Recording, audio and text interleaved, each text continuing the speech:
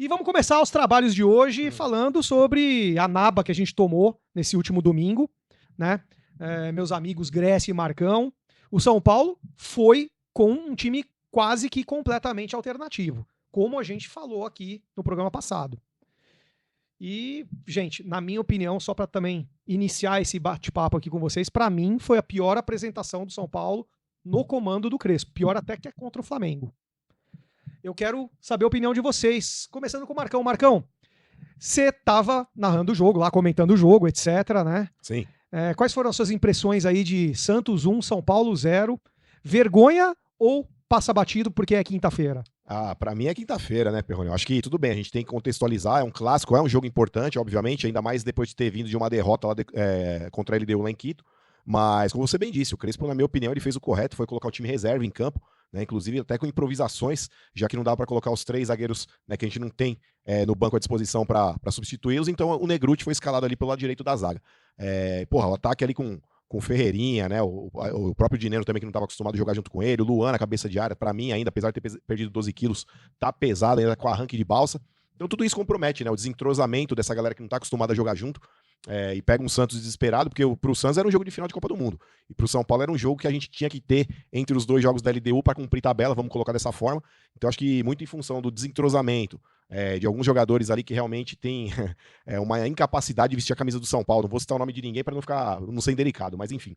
Tem alguns jogadores que são muito fracos, e nesse time reserva aí dá para ver isso. E compromete o resultado, compromete o desempenho, e com isso acho que a vitória do Santos lá foi justa, mesmo porque o Yang no primeiro tempo lá foi o homem do São Paulo no jogo, fez 3 grandes defesas, e aí na segunda etapa, quando o jogo já tinha caído um pouco mais de ritmo, os caras acabaram achando um gol lá num cruzamento para dentro da área, o Mailton ficou parado, o Guilherme se antecipou, e acabaram vencendo, mas tem nada não, quinta-feira é o jogo que interessa para nós. Boa, e Grécio, o Marcão não falou sobre os jogadores aí que ele considera inaptos, vamos dizer assim, para vestir a camisa do São Paulo. Dá uma visão aí do jogo, né? E também fala aí, quais são esses jogadores, já que o Marcão não quer falar, fala você, pô. Eu não sei se inapto, mas Ferreirinha, pelo amor de Deus, as definições do Ferreirinha no primeiro tempo. Cara, teve uma jogada de contra-ataque que o Dineno passou nas costas, que o Ferreirinha puxou pra dentro. Teve uma outra jogada dentro da área, que era pra ele ter tocado rápido pro Rodriguinho. Cara, errou tudo. Ferreirinha errou tudo. Tem jogos que tava indo bem, até depois daquela aposta que o Neto tava indo bem, mas, é altos e baixos, altos e baixos.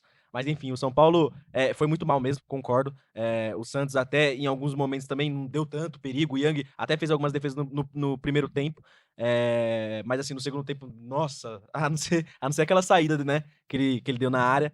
Mas o time do São Paulo poderia ter melhorado. Cara, o time do São Paulo, sem os jogadores titulares, cara, com o Tapia, com o Dineno, não sei não se vai pra frente. O Luciano entrou depois, ficou muito lento. Cara, a gente precisa de algumas soluções com a volta do Lucas aí nessa semana, do Oscar, vamos ver se a gente ganha algo. Sabe o que me preocupou, gente, nesse jogo? Porque pra mim eu tô com o Marcão. É quinta-feira, tem que relevar esse jogo, porque tinha que botar todos os reservas, e botando todos os reservas, a gente quase empatou aí. Foi uma bola quase que achada do Santos. Mas o que me preocupou foi o seguinte: no esquema com 3-5-2, você tem que ter 2 alas que avancem e que joguem com os atacantes. Ora um para um lado, ora um para o outro. Vocês não acharam que o Mailton e o Wendel foram muito mal nesse apoio aí? Pô, justamente os dois que têm mais característica ofensiva. E para mim foi o ponto fraco do São Paulo. Foram as laterais, que deveriam ter sido o ponto forte. Vocês não acham que o Mailton ainda tá cru aí para pegar uma vaga? Porque depois do jogo lá contra a LDU, muita gente pegou e falou, não, agora é o Mailton que tem que ter a chance aí. O Cedric foi muito mal naquele jogo, né? Tava também cagando mole, né, gente? não tem como não falar, né, que tava cagando mole. Mas o Mailton foi mal, e o Wendel, que também parecia que tava engatando, também não foi tão bem assim. Aliás, foi mal contra o Santos. Mas é que tal, Perrone? Eu acho que num jogo onde o São Paulo vai ter que reverter um placar adverso de 2-0, tem que jogar com um time mais ofensivo. Acho que a característica tanto do Mailton quanto do Wendel são características que favorecem atuar num 3-5-2, que é o esquema preferido do Crespo. Então, se fosse o Crespo, manteria o Wendel e Mailton, né? Aliás, o Mailton, que bateu bons escanteios lá em Quito, lá, agora contra o Santos, faltas laterais ali, escanteios ali, bateu mal demais. Mas, até por uma questão de característica, de ter realmente ali um jogador que apoia, mais incisivo, mais vertical, eu começaria com o Mailton e começaria com o Wendel também. Eu acho que Enzo Dias e Cedric Soares, para jogar numa linha de 4, por exemplo, defensores ali, ok. Mas para jogar com alas, é uma questão de tempo. Os dois jogadores aí tomarem a titularidade dos dois, né? Do Enzo e do Cedric. Mas como você bem disse, para um jogo decisivo, eliminatório, será que vale a pena? O Crespo ele tá lá diariamente, eu espero que ele tenha uma visão ali realmente do que vai ser feito e seja o mais assertivo possível. Se não tiver que tirar os dois, mas que tire pelo menos um. Eu ainda, se tivesse que escolher um dos dois para sair, é o Cedric. Colocaria o Mailton no lugar dele. Até porque o Cedric não deve ter se recuperado ainda, né? Virose não é uma coisa que você se recupera de um dia pro outro, né? Ah, mas uma semana de intervalo de um jogo pro outro, Perrone? Acho que dá Será? pra recuperar. Dá. Ainda não mais um jogo desse. Não pode ir com a torneirinha aberta, né? Não tem como, né? Piriri. Se tiver que fazer as cagadas, que faça fora de campo. Né? Não dentro, né? Grécio, pô, finalmente, né, a gente viu o Yang fazer uma boa partida, né? Porque na estreia contra o Sport, talvez muito nervoso, né? Primeiro lance, né? Que ele é o muito goleiro jovem. erra. Ele é forever young, I wanna be forever young, né? Mas, pô, até que correspondeu, né? Fez algumas defesas aí, garantiu pelo menos um empate no primeiro tempo. Cara, assim, você tem que... O jogador de futebol tem que jogar com o que você tem de característica. Por exemplo, o Yang. O Yang é um cara lento. Não adianta querer que o Yang seja um cara velocista. Ele é muito alto, ele tem isso como uma boa característica, ele é muito alto à altura.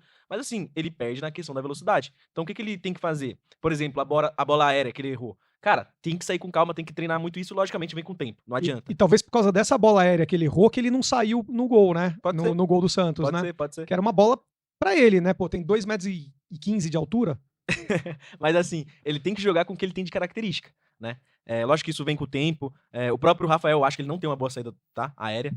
Mas enfim, o Yang ele tem que jogar nas características. Todos os jogadores têm que jogar na característica. Se ele tem altura, usa isso. Velocidade não é o ponto forte. E ele contra o Santos, ele fez uma ótima partida. E é bom, né? Porque lembrando que o Rafael tá pendurado. Ele tem 2 cartões. Se ele tomar o terceiro, o Yang novamente vai jogar. E pra vocês, quem foi o jogador que se destacou na linha do São Paulo nesse jogo aí? Tem alguém que se destacou? Difícil, hein, mano? Difícil. O próprio Ferreirinha aí que o Gress estava falando foi o cara que causou ali o maior desconforto para a defesa do Santos naquele primeiro lance. Né? Ele Se rouba faz uma aquele bola, gol, é um outro cenário. Mas eu acho que de uma forma geral ali os jogadores do São Paulo foram mal. Talvez o Marcos Antônio, quando ele entra no segundo tempo ali, tenha sido um cara que deu uma dinâmica um pouco melhor ali no meio de campo ali. Mas, cara, realmente o coletivo do São Paulo, quando tá mal, é difícil você achar um bom valor. Por exemplo, a gente citou o Yang porque foi o responsável pelo São Paulo ter ido pro intervalo empatando a partida. Fez 3 grandes defesas, mas na linha, o São Paulo jogou ali de futebol, deixou de jogar de futebol e foi brincadeira. então, e por que eu acho que o São Paulo jogou a pior partida no comando do Crespo? Porque, por exemplo, na derrota do Cruzeiro, na derrota da LDU, o São Paulo jogou bola, o São Paulo mediu força, o São Paulo foi protagonista em muitos, muitos momentos. Principalmente contra o Cruzeiro. Eu tava lá, assim, o primeiro tempo do São Paulo faltou o gol, ou os gols contra o Cruzeiro. Contra a LDU também. Nossa, o São Paulo no segundo tempo era pra ter feito pelo menos um. Naquelas bolas lá, aquela bola que o Ferreirinha perdeu, né? O Luciano também perdeu. E contra o Santos, o São Paulo foi dominado, cara. O Santos ditou o ritmo. E isso não pode acontecer, sabe? Isso daí não é a característica do time do Crespo. A característica do time do Crespo é, com reserva ou com titular, tá com a bola e buscar. Tanto é que o São Paulo abusou nas bolas longas e o Rodriguinho não jogou. Ele não consegue jogar assim, não consegue jogar com bola longa.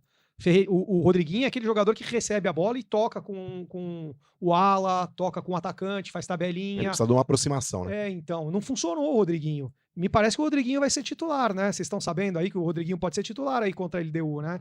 Mas é o mínimo que eu espero, né? Pelo amor de Deus. Só faltava o Crespo jogar com 3 volantes em casa, precisando reverter o resultado 2-0. Pois é, então não era um time 100% reserva, né? Possivelmente vai ser o Rodriguinho, mas nesse jogo contra o Santos, eu achei um espaço ali, não sei se vocês pensaram da mesma forma, mas no primeiro tempo eu vi um espaço muito grande, teve uma jogada do Santos, que o meia do Santos estava sozinho pra entrar na área do São Paulo. Sim. Tinha um espaço muito grande no meio campo. E o São Paulo tentando essas jogadas longas, mas aí as definições foram Mas foram a bem questão ruins. pra mim, essa questão é o Luan. O Luan, lento. ele não segura como ele segurava. Ou ele ainda não tá preparado pra segurar a ponta. Porque o Marcos Antônio é um jogador que faz volante e meia. Se você quiser botar o Marcos Antônio como primeiro volante, ele vai bem.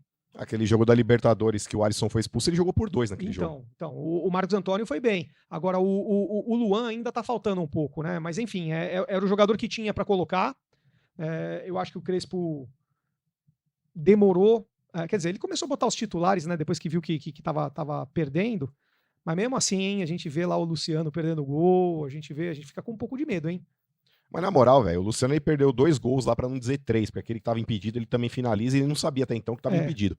né? Acaba batendo em cima do zagueiro da LDU. Uma fase, Marcão? Uma fase, né? Eu acho que todo jogador ele atravessa bons e maus momentos. A questão é quanto tempo dura esse mau momento. Aí você fala assim, mas porra, tem outras alternativas no banco. Desculpa.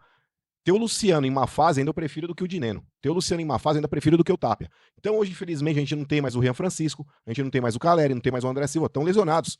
Então apostar em Dineno e apostar em Tapia no lugar do Luciano para formar a dupla de ataque que seja com o Ferreirinha, eu não acho uma boa ideia. Sinceramente, acho que pelo que o Luciano já mostrou hoje, a capacidade de finalização que ele teve já com a camisa do São Paulo é muito maior e dá pro torcedor muito mais confiança do que, por exemplo, apostar no Dineno. Então eu não mudaria. O Luciano, para mim, eu começaria o jogo com o Luciano e Ferreirinha na frente. Mas sem dúvida o Luciano mais um. Sim. Aí a gente vai definir aí esse mais um no segundo bloco.